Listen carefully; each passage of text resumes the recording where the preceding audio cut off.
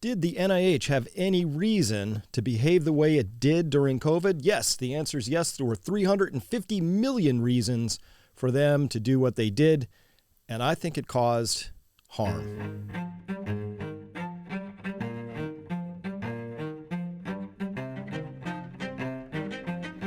Hello, everyone. Dr. Chris Martinson here. Thanks for coming by, and it's good to be back with you here today. Listen, we're going to be talking about incentives today and this FOIA request by Open the Books, who figured out that the NIH has been receiving kickbacks from pharma companies. So here we go. Let me see if I can get my drawing tool out here because I love to draw.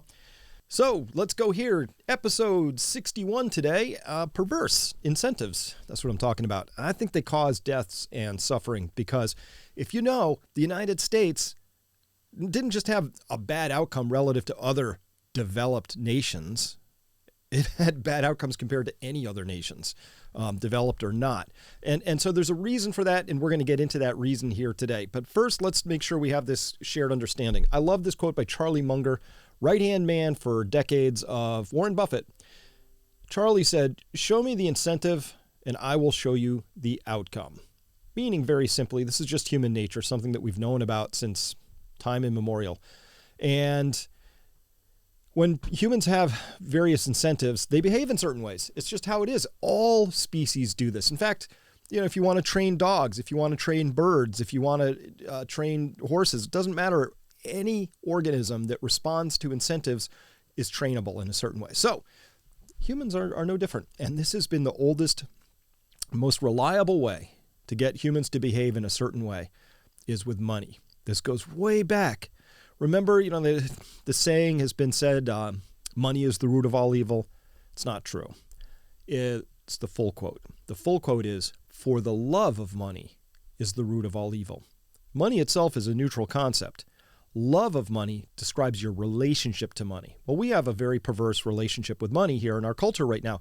If you can make money at it, it's pretty much accepted, and all sorts of things happen. Chemical companies make things that harm the earth, but they make money at it, so they kind of get a free pass. Weapons manufacturing companies, they make money at it, so it's all that. We have idol worship around money, so money is a really big thing, right? Our most famous people 4 decades ago included people like Joe DiMaggio, Marilyn Monroe, of course, a celebrity, no surprise there, but also Albert Einstein.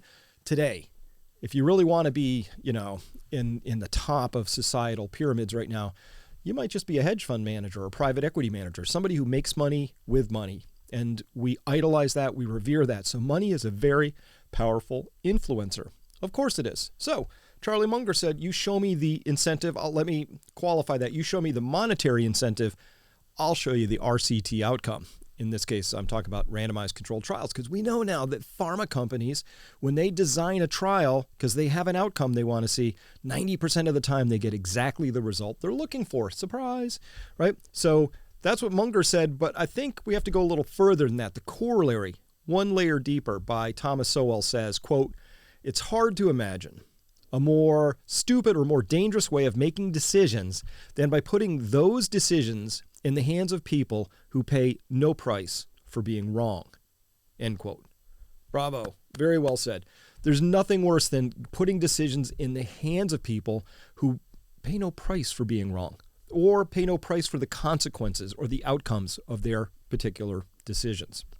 So why are we talking about that? We're talking about that because of this. Open the Books.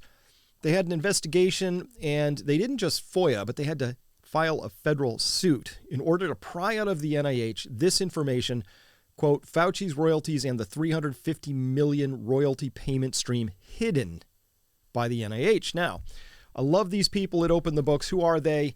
They say here, quote, "They work hard to capture and post all disclosed spending at every level of government, federal, state, and local." In 2021, they filed 47,000 Freedom of Information Act requests and successfully captured $12 trillion in public expenditures.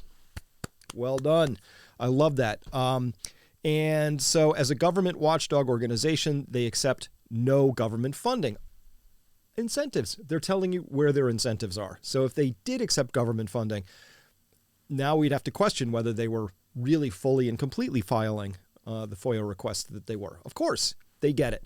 So great organization here to figure this out. And by the way, they are a 501c3 nonprofit. So if you feel like giving money to a company or an organization that's doing a really good job, this would be one of them. So good job here. And now we're going to rest on their good hard work and find out Andrzejewski here. Adam Andrzejewski. Yeah, Andrzejewski. Adam Andrzejewski writes, quote, last year, the National Institute of Health, Anthony Fauci's employer, doled out $30 billion in government grants to roughly 56,000 recipients. The largesse of taxpayer money buys a lot of favor and clout within the scientific research and healthcare industries, end quote. 56,000 recipients. These are individual researchers working at organizations or universities. These are universities. These are other entities. These are NGOs. These are you name it, but they're in all 50 U.S. states, probably some non-U.S. states, maybe even in Wuhan, right? So that 30 billion, that's money. That's money coming out. That is 30 billion cash going out. You can buy a lot of favors with that. Also a lot of fealty. Anthony Fauci has clearly run the NIH and the NIAID like the Godfather might have run a mob, right? With one big exception. At least the mob didn't go after children, right? Anthony Fauci's NIAID, as we're going to show here, has been absolutely complicit in doing things that are, to me, horrifying as a scientist, as a parent, as a citizen, as a human. So let's talk about this. First, we'll go for the corruption that I believe is contained within this story. Carrying on. Quote, however, in our breaking investigation, we found hundreds of millions of dollars in payments also flow the other way. These are royalty payments from third-party payers, think pharmaceutical companies, back to the NIH and individual NIH scientists. We estimate that between fiscal years 2010 and 2020, more than $350 million in royalties were paid by third parties to the agency and NIH scientists who are credited as co-inventors, end quote. Why are NIH scientists receiving royalties at all? Why? So here's the thing. If you work for IBM and you invent something and a patent gets filed on it, kind of belongs to IBM, right? It makes sense. So you're drawing a paycheck. You know, it may be that IBM has to fund a lot of different people whose efforts don't end up in a productive patent. But when you work for the NIH, you're working with and for the taxpayer, with taxpayer money for taxpayers. That's it. You're in a public role. You're using lots and lots of taxpayer money in order to draw your paycheck, use the equipment, all the research supplies, everything. And then when you find something out, you get the private benefit of that. It's a little bit weird to me. It doesn't make a lot of sense, but worse, it creates conflicts of interest that are pretty bad. 350 million conflicts of interest, I think. So, carrying on, quote, because those payments enrich the agency and its scientists, each and every royalty payment could be a potential conflict of interest and needs disclosure. Recently, our organization at openthebooks.com forced NIH to disclose over 22,100 royalty payments totaling nearly $134 million paid to the agency and nearly 1,700 NIH scientists. These payments occurred during the most recently available period, which is 2009 to 2014. That's most recently available? 2014. That's like 8 years ago. Quote, the production is the result of our federal lawsuit versus the NIH. The agency admits to holding 3,000 pages of line-by-line royalties since 2009. So far, they've only produced 1,200 pages. The next 1,800 pages of production will cover the period from 2015 to 2020. I am especially interested in 2020, aren't you? I'll guarantee you that's the last set of documents they release, and they're going to be super heavily redacted, and we'll find out why in just a second. So I could imagine actually putting a Martinson tack on, if I could be so bold, to the amazing quote by Thomas Sowell, which would be, quote, it's hard to imagine a more stupid or more dangerous way of making decisions than by putting those decisions in the hands of people who pay no price for being wrong and who secretly get rich at the same time. That's my tack on. So that's what's been happening here. So, hey, before I carry on, first things first, I have the great honor that this show is being sponsored, and it's being sponsored by secure.com. Secure uses proprietary encryption to provide fully private and secure instant messaging and email.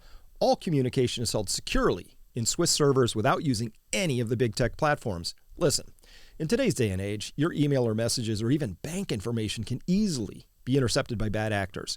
Your private information, pictures, chat, and email are consistently mined and sold by big tech. When you use a free product, you are the product. Secure never mines your data and never asks for your phone number. You can easily and securely communicate with both secure users and non-secure users alike, allowing you to send completely secure emails to your doctor, banker, lawyer, or anyone else. You can even set a time to destruct the message. Even your internet provider can't peek on your emails. Secure is your solution to stop the constant, unauthorized use of your digital identity. And it costs only $5 a month for the messenger or $10 per month for the messenger and email. Go to secure.com and take back your privacy today. That's secur.com. Peak Insiders get 25% off, or if you're not an insider, promo code PEAK15 gets you a limited time 15% off. So thank you to Secure for being the sponsor here, and now we'll get back to our program. All right, how about this then? Why is Anthony Fauci receiving anything at all? I have questions about this. We'll get into that a little bit more in the next couple of slides here. But look at this. In 2005, following an AP investigation, the NIH expressed concern. They expressed concern over the royalty payments being a potential conflict of interest. No, end quote, nothing potential about it. Those are really full-on conflicts of interest. Guaranteed. Quote, even Dr. Fauci said that he felt it was inappropriate to receive payment and donated the entire amount to charity, according to the NIH.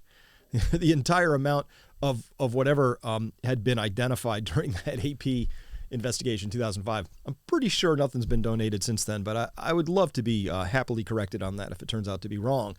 Quote, the personal royalties are legal, but there is an apparent lack of transparency around them. It wasn't until after the AP investigation in 2005 that the NIH created a policy to disclose the payments.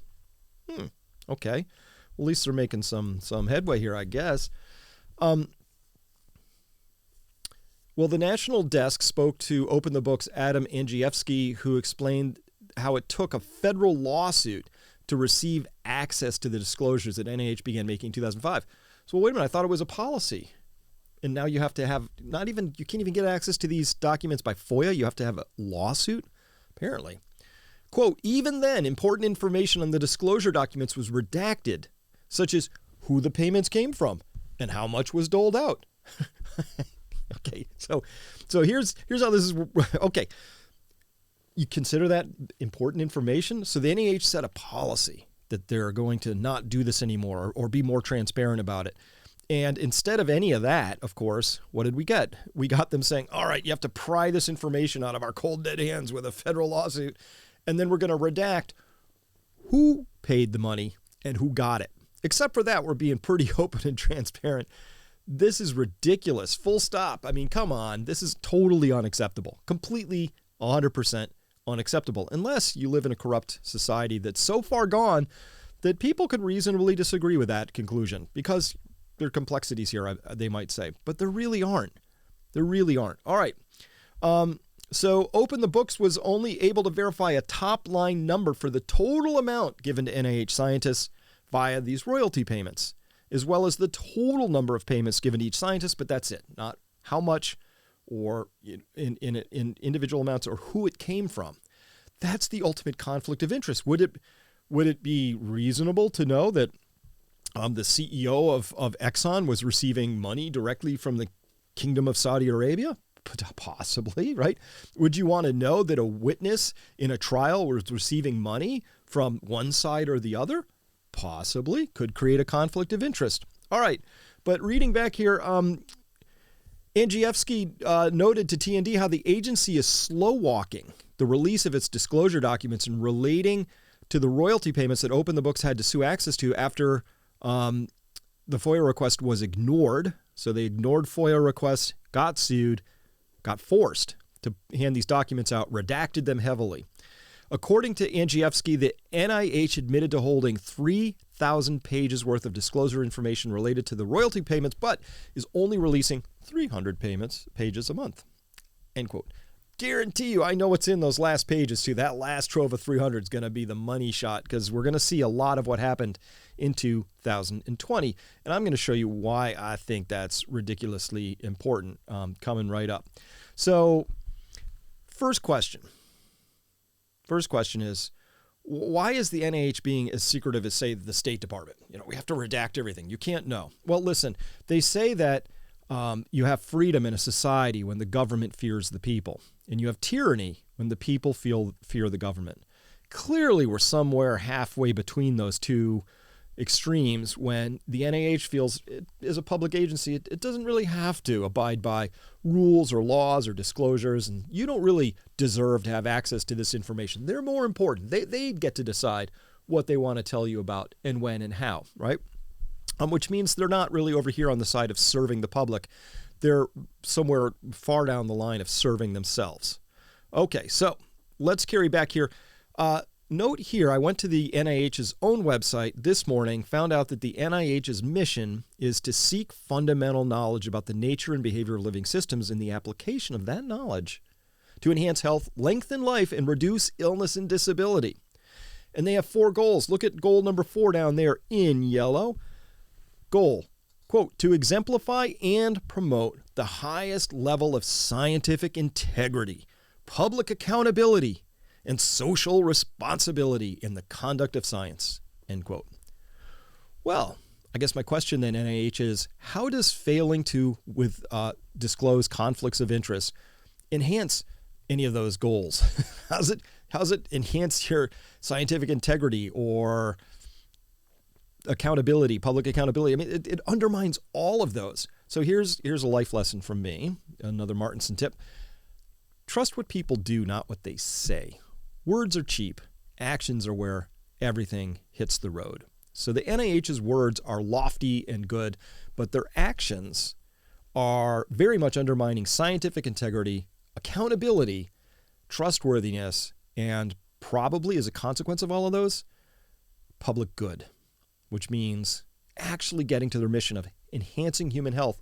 You can't do that if you're all conflicted and you're accidentally or not so accidentally promoting things that pad your personal wallet versus things that are best for patients and public health. All right, so that's the NIH's own thing. Secondarily, Fauci's been a career bureaucrat for 50 years. I mean, he is the godfather. He's very famous in Washington for knowing.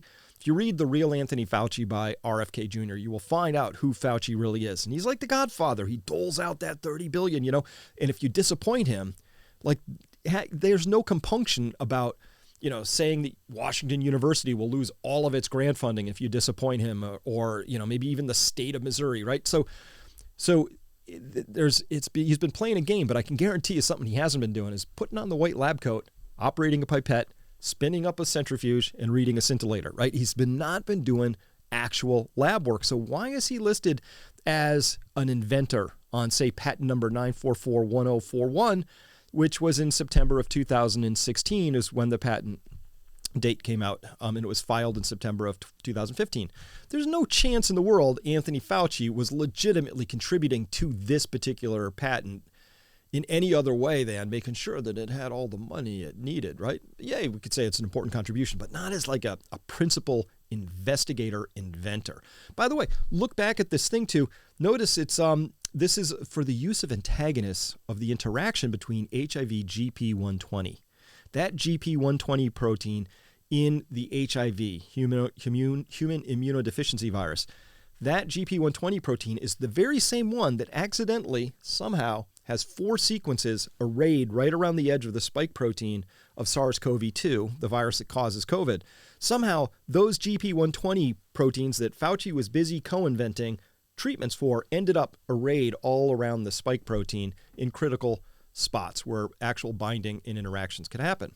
So I got some questions about that too, because now we can begin to weave this story of actual deep conflicts of interest. So if Tony Fauci owns patents on things that could make money, If a GP120 inhibitor was found to be useful in treating COVID, oh my gosh, that is a very, very big, very lucrative sort of a patent out there. So we might understand a little bit, we're starting to unravel a little bit about what's going on with these conflicts of interest and why they're so important.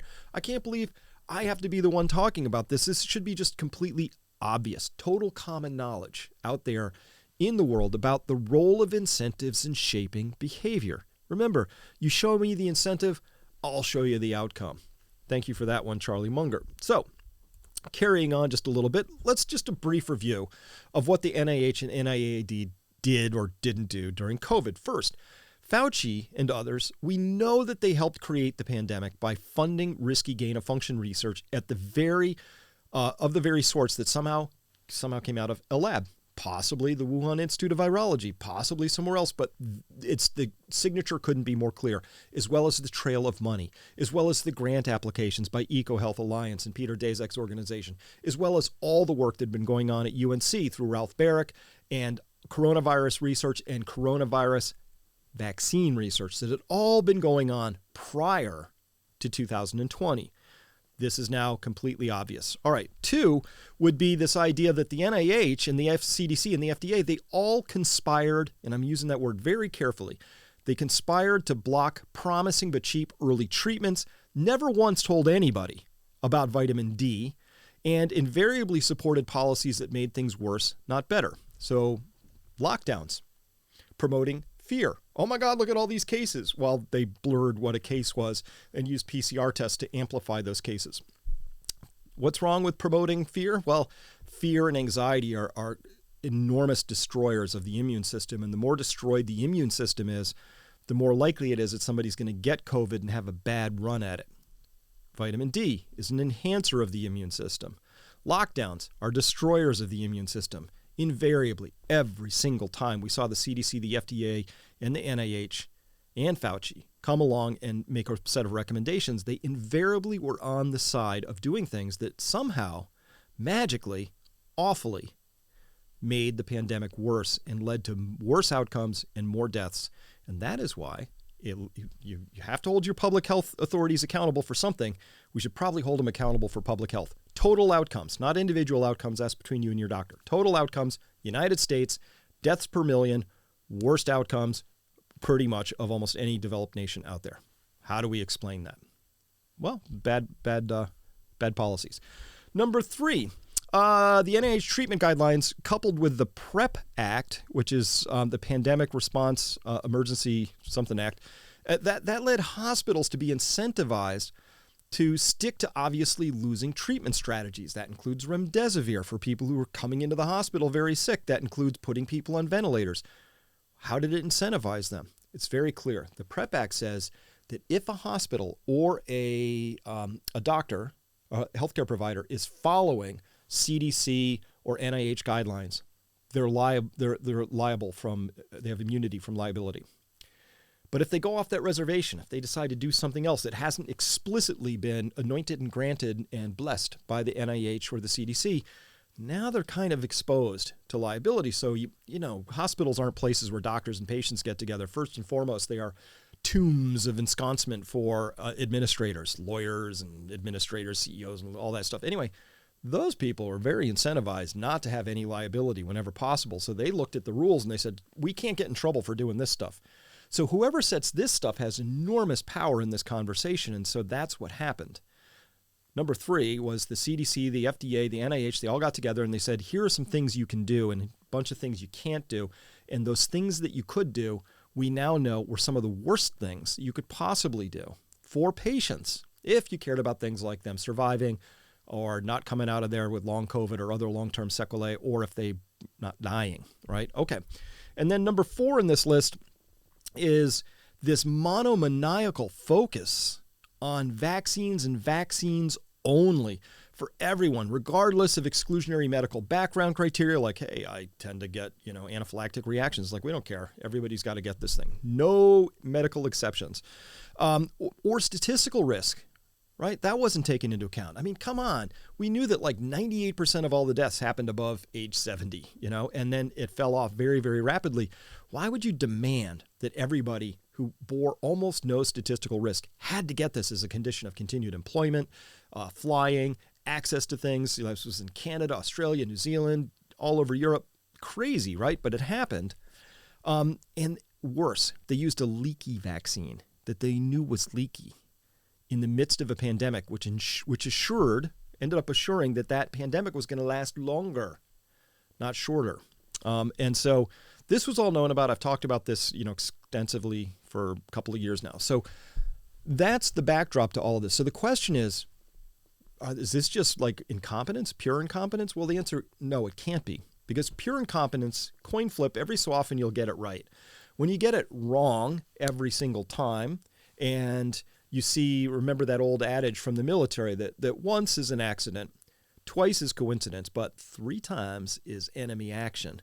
Well, dozens of times we watched this. The decision was always made towards more fear, more lockdowns, more centralized control, more profits flowing into the pharma companies, more this way. And there was not as much, or no decisions going the other way, which was to notice the things that were actually working. There were 0 trips to other countries that figured this out, to the state of Uttar Pradesh in India, figured it out, learned how to manage this disease very, very well from a public health standpoint. Could have spent a couple of pennies going over there and figuring it out, but nobody was interested in that because of the incentives.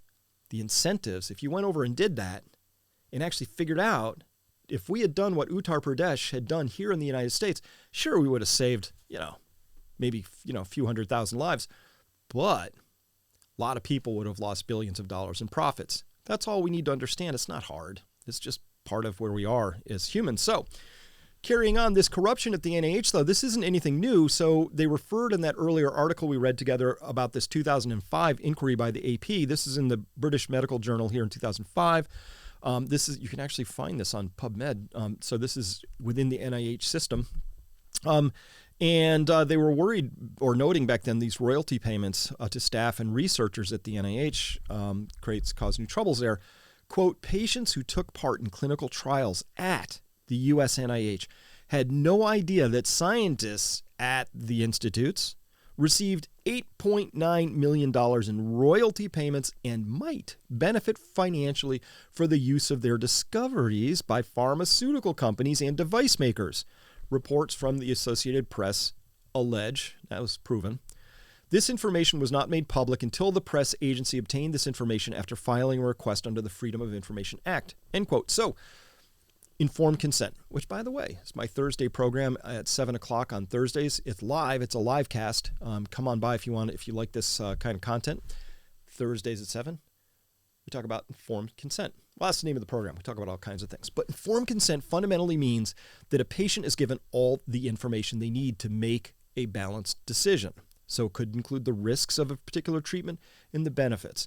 But as well, the conflict of interest needs to be noted. For example, let's imagine, regretfully, you come down with a condition, you go to your doctor, and your doctor says, well, here's the best treatment for you. I really think we should get you on this. Let's go.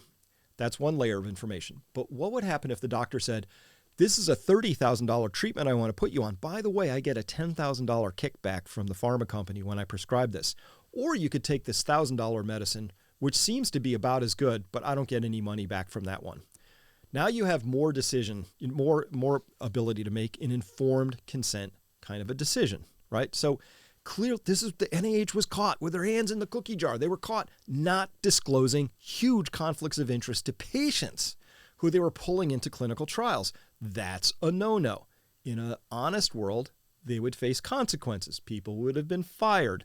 Jobs would have been lost. Possibly people would have had to pay money back, maybe even gone to jail, depending on the level of violation they had committed. But in my world of science, the one I'm trying desperately to resurrect, if not defend, rearguard action, it's one where integrity is really, really important. You need the whole peer review system doesn't work without integrity, right? Because let's be honest, in peer review, they hold it up like a gold standard, like, oh, is that paper been peer reviewed or not? Well, if it hasn't been, well, I can't trust it. But listen, I've peer reviewed papers and had papers peer reviewed. Let me tell you a little something about the system. it doesn't actually work unless the person doing the peer review has integrity, because more often than not, you're tapped because you're an expert in the field. You get this paper. It's supposed to be anonymous. You don't know who wrote it, but you look at the research and you're like, oh, that's totally Bob, right? And I hate Bob. I hate his work, and we're in conflict. And I feel like Bob's stealing some of my, I'm in competition with Bob for limited grant dollars. So I'm just going to trash Bob's paper, right? You're kind of counting on that not happening, but it does, because, hey, humans are humans. Incentives are what they are, right? So at any rate, look at this here, coming back. So the press agency AP reported that 916 present and former NIH researchers received annual royalty payments averaging $9,700, kind of small, but could have received as much as $150,000. At the same time, the NIH researchers spent millions in taxpayer dollars studying the treatments that they had developed that were licensed to drug companies. So they're receiving money back from things that they use taxpayer money to develop that they then licensed out to pharma companies. You didn't have to spend any of that money, right? So to a pharma company, to just license something out where you don't have to spend all the money to actually discover it, it's a pretty good deal, right? So here's the system. Taxpayers throw all this money in. The NIH uses it, pays themselves handsome salaries, really nice pension and retirement benefits and things like that, and has all this fancy lab equipment, takes no risk, no career risk, no nothing, it just fools around and finds good stuff. I'm totally okay with that process. But then they say, we own it. It's ours. I have the patent on this, right? And I'm going to license this out to a pharma company and get money back. That's where I fall apart on this whole story, because that's not how it's supposed to work, right? Can you imagine, like, the U.S. Army said, well, I know we went over to Iraq and we attacked them, and then we found a lot of gold, and we decided to share that with the soldiers who were in the platoon that found the gold because, kind of finders keepers, right? That's what they're doing here at the NIH, is this sort of finders keepers mentality. Not cool. All right, this is the funny part if you like your humor dark. So a patient advocacy group called the Alliance for Human Research Protection says that patients might have thought differently about the risks of the trial treatment if they knew of scientists' financial interests. You think? Of course. The NIH has been criticized before for not disclosing conflicts of interest. So 5 years ago, that would be in the year 2000, just before leaving office, Donna Shalala, then secretary of the HHS, issued a requirement that scientists disclose their financial interests, but nothing happened until the AP investigations. So, there was a requirement, but the NIH decided, yeah, you know what, that's just a requirement that our Uber boss, put down on us. Let's not follow it. We don't really need to, right? In private world, over here in world where real people have real jobs, you get in trouble for stuff like that. You might lose your position. The CEO says, here's what we're going to do. And you're just like, nah, I got my own ideas about how I want to run this thing. Ideas that personally enrich me and undermine science, undermine public confidence, deliver shoddy results, and invariably corrupt the system I'm supposed to be administrating. If you're a mid-level manager and your CEO says not to do that, and then you do it, and all those bad outcomes happen, you should get canned, right away. Did that happen here? No, not so much. Sorry for the title, but it's how I feel that this reads best. The press agency reported that two leading researchers, and this is 2005, so Anthony Fauci is not a household word at that point in time, household name. Anthony Fauci, head of the NIAID, and his deputy, Clifford Lane, remember that name, Clifford Lane, it's going to appear again in just a minute, received payments relating to the development of interleukin-2. Fauci explained that the government patented the development and shared... Dr. Lane told the BMJ that payment was part of his federal compensation. It's part of my federal compensation. Guess what, Dr. Lane? That means it's part of public record then. You can't hide it because the salaries and payments that go to compensation for every public employee at every level are completely public knowledge at all moments in time. So the one that he's trying to say, it's just part of my federal compensation, but I didn't have to tell anybody about it. Why is it different at the NIH? I don't understand. Anyway, he explained, Dr. Lane did, that the government patented the development and shared the payments it received with the inventors. Oh, very nice of the government. Doesn't Usually isn't that nice. Since 1997, he's received about 45 grand. He says the Institute's awarded $36 million in grants and studies to test the treatment. So public money comes in, you develop an idea, you patent it, and then you hand out $36 million. $36 million to test your treatment. And if it works, hey, this all comes back around and is good. Quote, Dr. Anthony Fauci told the BMJ that as a government employee, he was required by law to put his name on the patent for the development of interleukin-2. Required by law. Was this one of those laws that slipped into a 27,812-page, omnibus funding bill, at some 2 a.m. by somebody? What, really? Federal law required him to put his name? Okay. And he was also required by law to receive part of the payment that the government received for use of the patent. He was required. My hands were tied. I had to. But once they pointed this out to him, he said that he felt it was inappropriate to receive payment and donated the entire amount to charity. Probably the entire amount related to this one thing they dug up. I'll guarantee you there have been other amounts that have not been given to charity. But I hope I'm wrong about that and would love to be proven wrong. So Anthony Fauci, if you can show us that you've donated all the rest of the royalty payments, because you obviously understand that it's inappropriate to receive payments of this sort, we would love to see that. Please supply those records. Both doctors, that's Fauci and Lane, told Associated Press that they had been concerned about an apparent conflict of interest for some time before the agency's story appeared. Both doctors, we'd been concerned about this apparent conflict of interest for some time before your story even came out. We were already concerned about that. Now that your story's come out, now we've donated our money and it won't happen again. Because just, boy. The BMJ was told by an NIH spokesperson, on the other hand, that the NIH had no plans to put information about payments to its researchers on its website, and that the BMJ would have to make a request via the FOIA to find out royalty payments to individual researchers. And they were even lying then, because now that Open the Books tried to do a FOIA, got rebuffed or ignored, then went to a federal lawsuit, they still couldn't find out the royalty payments to individual researchers by source. So they're just hiding, and they've been doing this for a long time. So the NIH to the public basically is saying, nah, F you. We don't serve you. That's crazy talk. You serve us. So they got it exactly upside down and backwards. Now we have to get down to the ultimate conflict of interest. I'm going to bring this all back around to what just happened during COVID and why this is so dark. First, the US FDA, a lot of you know about this. There's something called an EUA, which is an emergency use authorization of medical products and related authorities. This is from the FDA website right here. Last updated in January of 2017. It requires a variety of things. Section D, no alternatives. Quote in yellow, for FDA to issue an EUA, there must be no adequate, approved, and available alternative to the candidate product for diagnosing, preventing, or treating the disease or condition in question. There must be no adequate. There must be nothing. There can't be anything. If there was anything out there that could possibly treat in an effective way, then the EUA doesn't apply. So what do we have under EUA? Well, all the vaccines have come under EUA at this point in time. Remdesivir was authorized under EUA, et cetera, et cetera. A variety of things were authorized under EUA. You get it.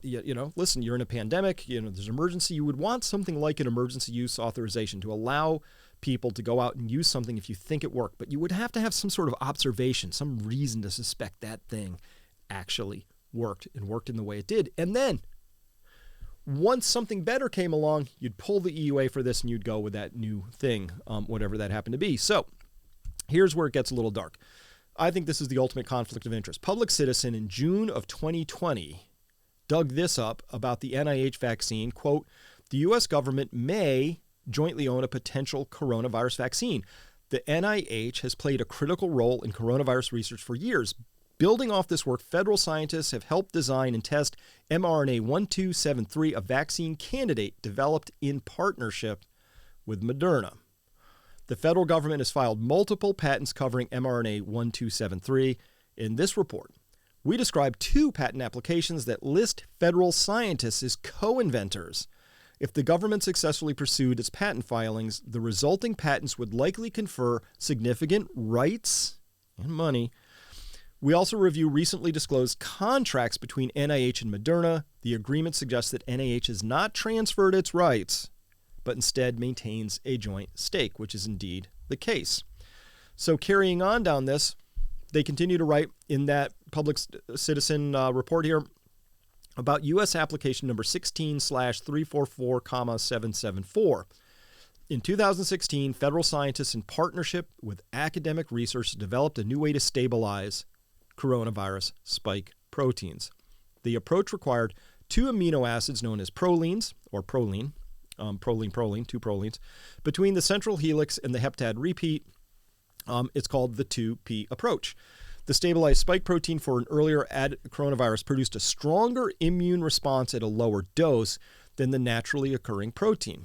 So this is a good thing. You would think, oh, okay, so if we're going to put this mRNA into a human body and we inject it in, we want a strong response from the body. So we're going to stabilize the spike protein.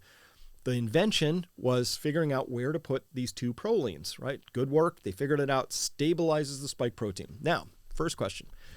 How long does a stabilized spike protein last, and why does it confer a stronger immunogenic response? Is it because it sticks around longer because the body can't clear that spike protein? Good question. These would be the sorts of things you would normally ask and answer during an extended process of vaccine development. You would say, hey, we have this idea. We're going to put this totally jury-rigged protein where we've done some things to it back into a body, and now we want to know a couple things. A, how much of that protein is actually produced? B, does it stay where we think it's going to stay? C, what kind of an immune response does it actually develop and generate? Is it more of just an antibody response, or is it a more holistic complement, including the innate immune system with T cells and all that? And then, does it actually have any harms all on its own because it's a whole new substance? We can't say, oh, there's spike proteins that exist on coronaviruses and we gave the spike protein to humans. They're the same thing. They're not. That double proline stabilization says this is now a brand new protein, possibly with brand new biological impacts and effects within the body. In fact, if we looked at the crossover of the impact of the biological activity of the wild type protein and this new one that humans have made, I'm sure they overlap quite a bit. There's a lot of Venn diagram overlap, but there's going to be some territory that's unique and different to both of them. And of course, you'd want to characterize that, understand it very, very well. Was any of that done? Well, no. We're figuring that out now on the fly, of course. So carrying on, so who were these scientists who are named on this one patent, on this one thing? So I hunted down. And so here we find that the lead inventor is Barney Graham from the NIAID. And co-inventors include a bunch of people from the Scripps Institute there. I see 4 or 5 on there. Scripps Institute.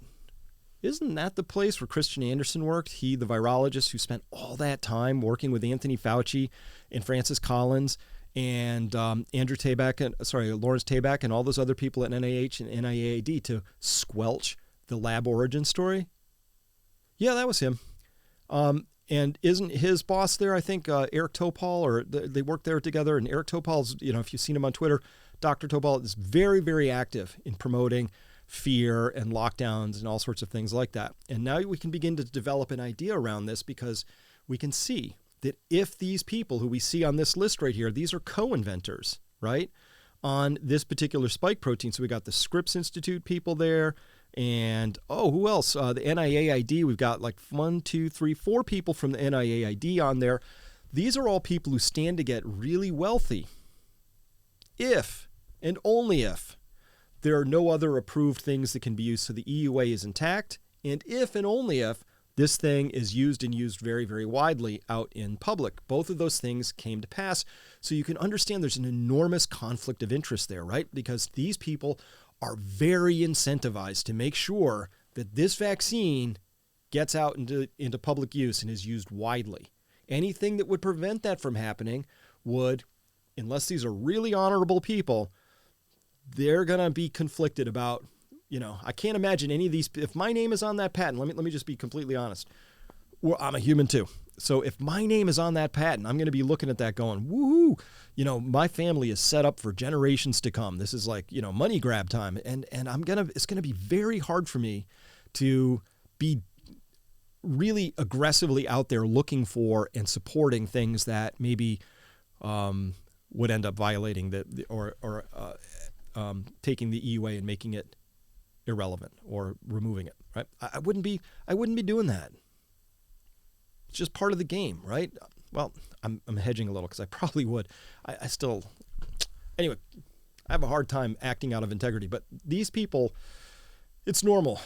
It happens. It's a human thing. So these people here are heavily interested in seeing their careers and their personal gain advanced by this patent going through. And they're going to be a little bit more resistant to things. Like, let's just say, I could imagine these people here going, oh, you want me to review a study on ivermectin? They're going to look at it very, very, very critically, with a much more focused attention than they would, say, something that wouldn't conflict with that EUA, such as another EUA substance, such as remdesivir, which got a free pass, even though the clinical trials, they had to shift endpoints and do a lot of sketchy stuff, and it didn't help. In fact, the death signal off of it looks a little worse, right? It just didn't do anything positive. It did a lot of negative stuff, except it also made billions of dollars for certain people. So I think we're starting to understand how this system works. So let's go here. So I forgot to, let me change this around. So this part here, I have to shift a little bit. So number one, we saw that the staff at the NIH and nearly every research university draw their salaries directly or indirectly from NIH funding. And that NIH is run by the Godfather, right? So you just don't want to disappoint that guy, right? If you're, how did Upton Sinclair, the author, put it? He said, never expect or require a man to understand something if his salary requires him not to. Close. Something like that. But the idea is the same. Like that when people's salaries or incomes are on the line, it suddenly gets a little tricky to get them to understand something that would maybe take that salary away. So it's understood, and it's understood by everybody, how the game works. If you've ever been in a university, small politics at their most brutal. Politics are politics. It's all about if you disappoint the person who's like feeding all that money to your university might get cut off. That's a very big disincentive to raising your voice against the person who's handing that money out. So that's part one. Part two is the staff at the NIH and university researchers, as well as all the respective institutions, they stood to gain if and only if, in this particular example, Moderna 1273 was approved under the EUA. It stood to gain nothing if that didn't happen. So now we begin to develop the incentives there. And three is all about how the EUA required there to be no competition. So, or anything that would make it go away. So that's what we see here in this particular storyline. And, whoops, I still didn't get it right. Competition. Close. All right. So that's the storyline. So this is really the ultimate conflict of interest. It's just magnificent. It's enormous. So let's go there. This is the NIH Treatment Guidelines Panel. These are the people who decided at the NIH what sorts of things would be covered under the PrEP Act. What are the approved treatments for COVID-19? They did a miserable, terrible, awful job. Here are a few of their names. There's the link if you want to read the rest of the names, but I'm going to point out a few things. Look at who's number 2 on this list on the co-chair. There are 3 co-chairs.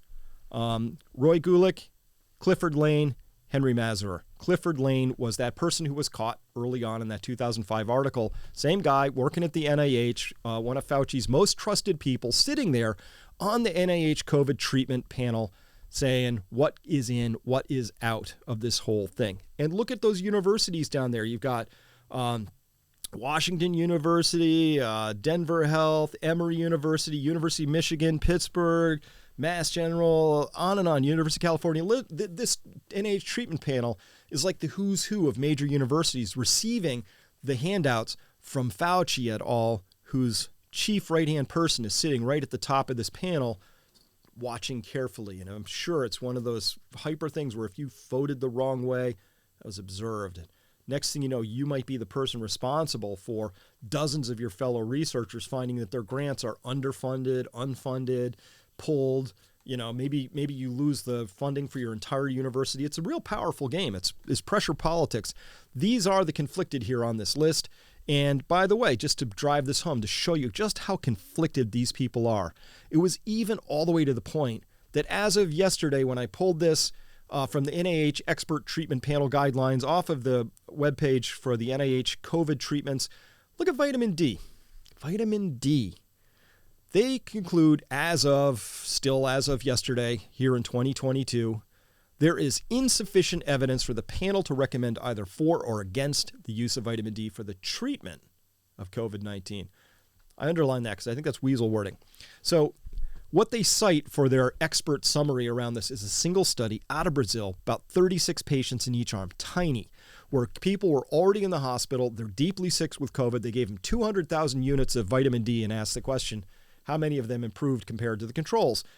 And the answer is, that's a stupid study, right? Why would you design it that way? That's not even remotely how we would do this, because what the data clearly shows over and over and over again is that people who show up at the hospital who already have high levels of vitamin D, if you're above 50 nanograms per ml, the number of those people who then progress to either ICU or death was a fraction compared to people who had bad vitamin D levels, which would be below 30 nanograms per ml. And if you were below 20, your chances of ending up in a really bad state were exceptionally high, because vitamin D is not just a vitamin, it's a regulatory hormone of the entire immune system. The data is clear and it's compelling. But what I just told you was that it helped prevent people from coming to the hospital with COVID in the first place. So they weasel worded it and said, we don't have any data to support its use for the treatment, and we're a treatment panel. But in fact, there was nobody anywhere at the NIH on this panel or anywhere to be found who was actually responsible for trying to prevent COVID. Now, why not? That's clearly something that would fall within the purview of normal medicine. Medicine isn't just about treating people when they get sick. It's helping them not become sick in the first place. But we didn't have that. We didn't have anybody coming out at the national official levels under any president, under Trump, under Biden. Nobody's doing this. Telling people, hey, maybe you should lose some weight. Hey, maybe you should have high levels of vitamin D. Hey, maybe you should have other vitamins and supplements topped up above a certain level, because we've got data on zinc. We have data on selenium. We have data on all sorts of things to suggest that if you are low in them, you would really be benefiting to be boosted by them. Now, back to this panel, though. What would happen to this panel if they actually did recommend vitamin D? Well, probably nothing good, because vitamin D is not just going to be helpful in COVID. It's going to be helpful for all sorts of immune modulated mediated processes in people. And of course, there are certain industries out there who don't make money off of sick people, so they have a conflict of interest. And that same industry is the one funneling the payments back into the hands of these same researchers and university researchers and NIH researchers. And that is the whole conflict of interest wheel. Their interests are not aligned with your health, except accidentally from time to time. That's the story. Hate to be that blunt about it. I know that sounds dark, but it's just how the world works, right? So, it didn't have to be this way, but it's how it is. So we just have to recognize that. And that's our first opportunity, to just accept that this is kind of how the system is, which means we have to become our own best advocates, do our own research, figure out for ourselves that we want to take vitamin D, because nobody's going to tell you that, let alone do what they should have done, which was right away when we had the vitamin D information back in early 2020, was to send vitamin D to every single household with instructions on how to take it, when to take it, with instructions coming to you daily via every social media feed and media outlet to explain this over and over and over again, until we'd gotten enough people up the vitamin D curve that the United States, instead of having one of the worst outcomes of all nations when it comes to COVID, but we would have bumped right up and probably had one of the better outcomes, because that's what the data says. At a minimum, though, when the NIH panel says, we don't have any, no evidence either for or against. What's the against? What could it possibly be? There's no downside to taking vitamin D. It's not like it's really dangerous, and if you take 2 pills instead of 1, you die. I mean, it's got a ridiculous safety profile. At worst, say people should maybe get their blood levels checked first and then decide how much they need to take. But otherwise, it's a ridiculously safe thing. So the downside is zero, except for conflict of interest profits and conflict of interested people who don't make money off of your health. They make money off of your illness. and continued illness.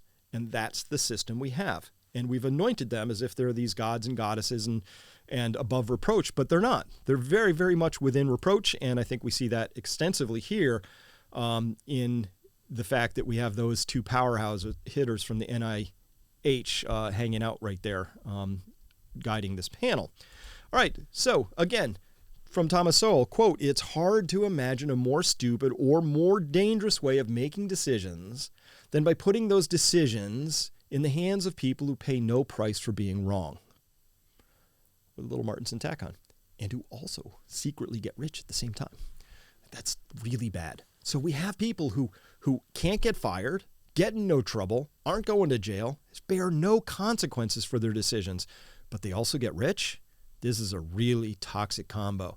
And that's the world in which we happen to find ourselves right now. And I don't think there's any way to reform that. I don't believe that we can vote anybody in. I don't know that there's any way to swap out a couple of folks. That's once a culture becomes so rotten at its core that it's willing to sacrifice human lives in the furtherance of its own self-interested aims, it's really not repairable at that point in time. All right. So tell you what, though, I'm also going to be talking about this over further, but I'm going to switch gears a little bit because as bad as COVID is, we got a bunch of red flags in food shortages. There's food riots now, as you've heard about, of course, energy. Germany's finally waking up to the idea that it's actually SOL in this particular story. I don't know why it took them that long. The economy's flashing recessionary signs, markets, all that. Why do I talk about that stuff? Because more people are going to be more harmed, I believe, directly by the economic impacts that happen than from COVID itself. And the COVID story, by the way, that COVID story is a fractal microcosm of this larger story that we're in at this point in time. And so if you want to come by and see this is for members only. This is we have a subscription service at Peak Prosperity. People who join there, hey, thank you so much for being part of the tribe, and you support what I do so that I'm able to spend this. Reports like this one I just put together took a lot of time. And I have a whole staff of people who help me do what I do, which is bring real information so that you can have informed consent in your life so that you can actually make your own decisions. I'll give you the data. You're going to decide what you do with it. And of course, information without action is at best interesting and at worst anxiety producing. So I don't care about just giving you information that stirs up the emotions. I care about giving you information that helps you make better decisions or new decisions. Because listen, the time is here.